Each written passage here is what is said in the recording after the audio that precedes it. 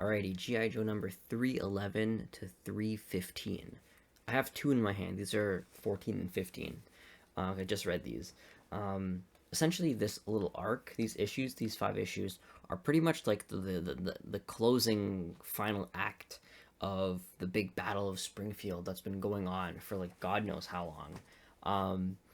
And yeah, it's a lot. It's a lot to take in. To be honest, I have not been reading the series for like 2 months.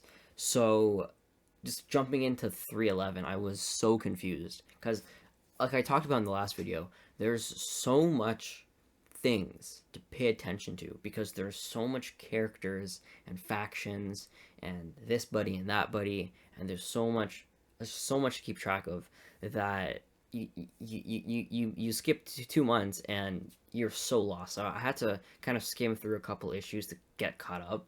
And even still, I'm like, I don't remember half these people.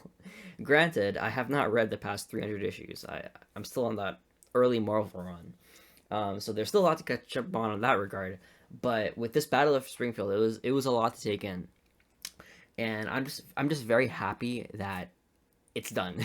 That there's gonna be a bit of a jumping on point for hopefully the next issue, because the at least last 2 issues, specifically this issue right here, this issue didn't really have anything to do with anything. It was a fun standalone issue, but it's very interesting how they had the climax of the Battle of Springfield, and then they had this random issue about a kind of a special ops mission, and then they had the conclusion of the Battle of Springfield with all the what's the phrase, the ties being knotted, all the bows being tied at the end. You'd think they would flip it where it's like, okay, here's the conclusion of the Battle of Springfield with everyone kind of back in place. They're back in the pit. The Cobra Commander has been captured. Everyone is kind of chilling, and then you're gonna have the kind of in between breather issue. But so I don't really know why exactly they had this issue in between. It was a good issue. I enjoyed it.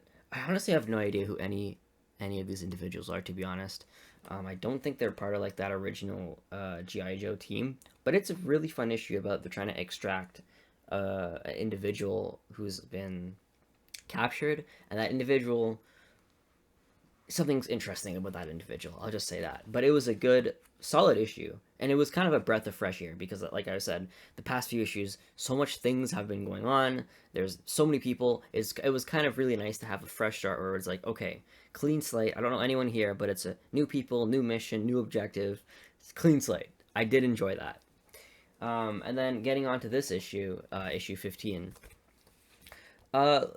Everything was good until, like, again, I just don't remember. I don't remember this dude over here getting captured. I just don't remember that at all. So him being captured with a bunch of other people, and then they get arrested and he escapes. I honestly, I swear he was like in a bunker somewhere, like doing something. I don't remember. So that kind of messed me up because I swear I completely forgot he was captured. I know Cobra Commander was captured, but I kind of completely forgot he was captured. So seeing him, and then honestly, I have no idea who's in that coffin. I just forget. I forget who's in the coffin. I forget what their objective was. I feel like every time I turned a page, I'd say something when it's like, what? I don't remember this at all.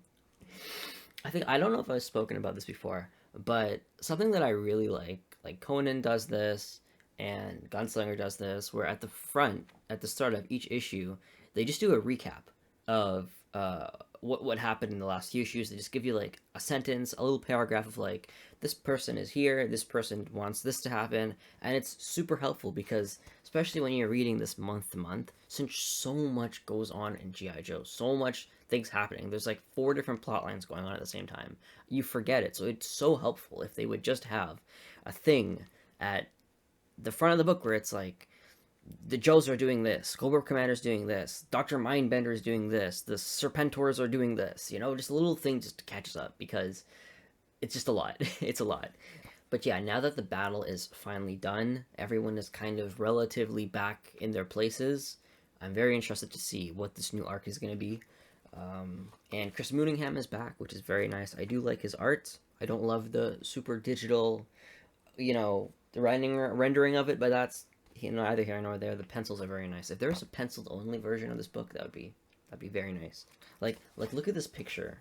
Look at this picture right here. I'm just imagining pencils like just seeing the pencils. That would be awesome.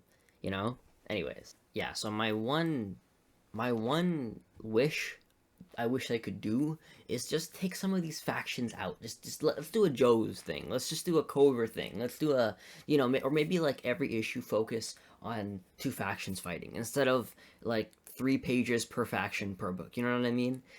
Just concentrate the conflicts a bit if that makes sense. But yeah, I'm still enjoying the series. They're very fun books to read. I don't want to sound too critical because I am enjoying what I'm reading. I just wish I understood what I'm reading 100% of the time. It's more like I understand 70% of what's going on. But yeah, it's still I would still say a very positive read so far. No negatives. I mean, nothing like too negative to complain about. Still very much enjoying myself.